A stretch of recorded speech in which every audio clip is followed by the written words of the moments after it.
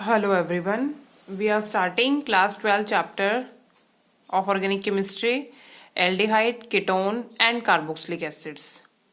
इस चैप्टर के अंदर हम डिटेल के अंदर बात करेंगे एल्डिहाइड्स के बारे में, केटोन के बारे में और कार्बोक्सिलिक एसिड्स के बारे में।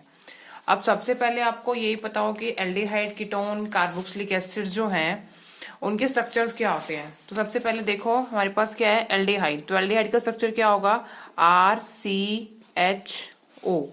Carboxylic acid RC double bond OH। उसके बाद कीटोन RCOR-। यहाँ पे जो आपके पास R ग्रुप प्रेजेंट है या फिर जो R- ग्रुप प्रेजेंट है ये हमारे पास क्या होते हैं एल्काइल ग्रुप्स। और ये जो सेंटर है इसे हम क्या बोलते हैं कार्बोनिल सेंटर या कार्बोनिल पार्ट आप बोल सकते हो इस पर्टिकुलर कंपाउंड का। ये क्या आपके पास कार्बोनिल ग्रुप प्रेजेंट है, ठीक है, जिसके अंदर क्या होगा कार्बन होगी और कार्बन से क्या बॉन्डेड होगी ऑक्सीजन होगी डबल बॉन्ड के साथ। अब ये आपके पास एल्डिहाइड हो गया, कीटोन और ये क्या हो गया कार्बोक्सिलिक एसिड, ठीक है। अब आपके पास बाकी के जो स्ट्रक्चर्स या फॉर्मूलेज है मैं वो भी आपको बता देती हूँ। देखिए आपके पास क्या आएगा एसिड हैलाइड आएगा RCOX। यहाँ पे X जो होता है वो हमारे पास क्या होता है हैलोजन होता है। It can be fluorine, chlorine, bromine या फिर आयोडीन, ठीक है। अब ये किसकी बात हुई एसिड हैलाइड की। अगर इसके बाद मैं बात करती हूं आपके पास अमाइड की, तो अमाइड के अंदर क्या होता है RC डबल बॉन्ड ONH2। समझ में आया ये किसका फॉर्मूला है अमाइड का। अगर बात करती हूं एस्टर की, तो एस्टर का क्या होगा RC double bond OR-, where R और R- they may be same और डिफरेंट। अब उसके बाद अगर मैं बात करती हूँ एसिड एनहाइड्राइड की, ये मैं आपको बता रही हूँ बाकी बाद में मैंने लिखे हुए मैं वहां से बता दूंगी, लेकिन इसको समझ लो एक बार आप। एसिड एनहाइड्राइड की फॉर्मेशन कैसे होती है देखो हमारे पास क्या होते हैं 2 मॉलिक्यूल्स होंगे कार्बोक्सिलिक एसिड के RC डबल बॉन्ड OH और ऐसे यहाँ पे क्या आ जाएगा HOC डबल बॉन्ड OR। मैंने इसे एज ए क्यों लिखा इसका भी रीजन है, मैं आपको बता रही हूँ कि OH और H, एक मॉलिक्यूल का OH एक का H क्या निकल गया बाहर वाटर मॉलिक्यूल निकल गया। तो मेरे पास किसकी फॉर्मेशन हुई RC double bond OC OR, ठीक है। यानी कि ये वाली यूनिट और ये वाली यूनिट किससे लिंक्ड होगी है ऑक्सीजन से लिंक्ड होगी है। क्लियर हो आपको। इस तरीके से किसकी फॉर्मेशन होती है हमारे पास एसिड एनहाइड्राइड की फॉर्मेशन होती है। अब आप इस चीज को समझो, जैसे कि यहाँ पे देखिए एल्डिहाइड, कीटोन और कार्बोक्सिलिक एसिड के अंदर अब जो मैंने बताया जस्ट उसी को बाइंड अप करके लिखा है।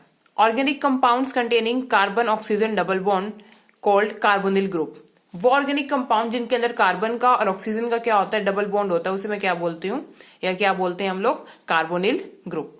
जैसे कि aldehyde, ketone, carboxylic acids and their derivative कौन कौन से हैं ester, anhydride, amide, acid halide, ये सारे के सारे मैंने आपको अभी बताए हैं जस्ट, ठीक है।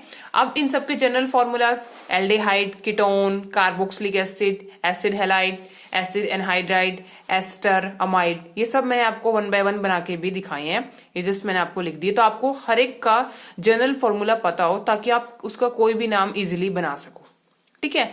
अब कॉमन नेम जैसे कुछ कंपाउंड्स के इनकी एप्लीकेशन बहुत है। एल्डिहाइड, कीटोन, कार्बोक्सिलिक एसिड्स की एप्लीकेशंस बहुत है, जैसे कि वैनिलीन है फ्रेग्रेंस के लिए यूज होता है। इसके इनके आपको स्ट्रक्चर्स पता हो CHO OH एक दूसरे के रिस्पेक्ट में पैरा पोजीशन में और साथ में क्या आ जाएगा OCH3, ये क्या होगा vanillin. Salicyl aldehyde CHO OH benzene ring के ऊपर और सिनेमल्डिहाइड के अंदर बेंजीन के ऊपर CH double bond CH CHO, ये सब इनके कॉमन नेम है। क्लियर हुआ। अब जब आप नोमेनक्लेचर करते हो तो 2 तरीके से होता है, एक होता है कॉमन नेम और एक कौन सा होता है IUPAC नेम होता है, ठीक है। अब नेक्स्ट टॉपिक हमारा यही आता है nomenclature and structure of carbonyl group. तो नोमेनक्लेचर के अंदर बच्चों जब हम इसकी नेमिंग करेंगे तो एल्डिहाइड और कीटोन की जब नेमिंग कर रहे हो तो 2 तरीके से नेमिंग होती है, एक तो होती है कॉमन नेम और दूसरा कौन सा होता है IUPAC नेम। तो जब कॉमन नेम की बात करोगे जैसे कि CH3CHO की देखो तो कॉमन नेम क्या है एसिटाल्डिहाइड है, बेंजीन के ऊपर CHO बेंजल्डिहाइड। अब बात आती है अल्फा बीटा वाले कंसेप्ट की। देखो जो आपका कार्बोनिल ग्रुप है इसके रिस्पेक्ट में जो फर्स्ट कार्बन होगी वो तो क्या होगी अल्फा, जो इससे नेक्स्ट कार्बन होगी वो होगी बीटा, इससे नेक्स्ट क्या होगी गामा। ठीक है, इस तरीके से आप लोग नेमिंग करेंगे।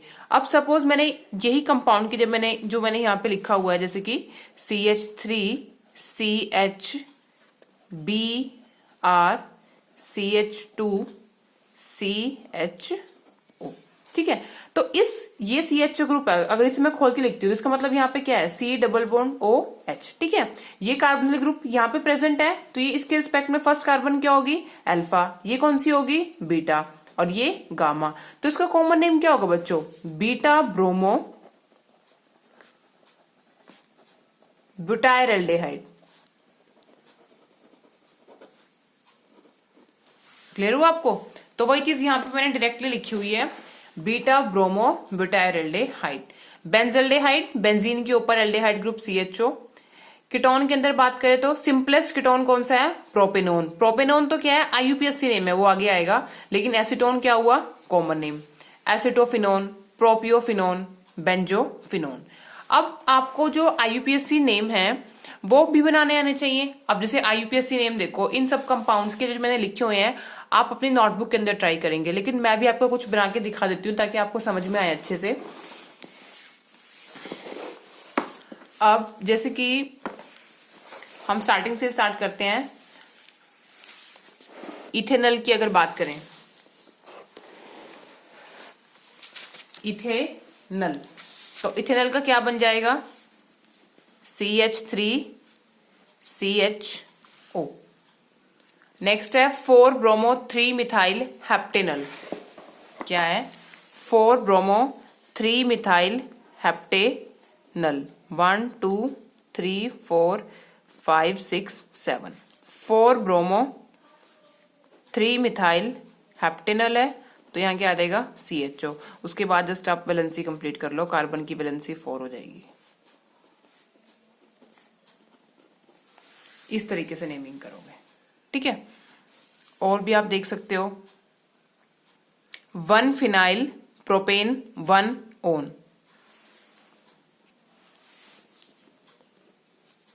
वन पे क्या है आपके पास फिनाइल, फिनाइल यानी C6H5। प्रोपेन है तो 1 2 3 प्रोपेन। तो एक इसका स्ट्रक्चर हो जाएगा 1 फिनाइल प्रोपेन 1 ओन।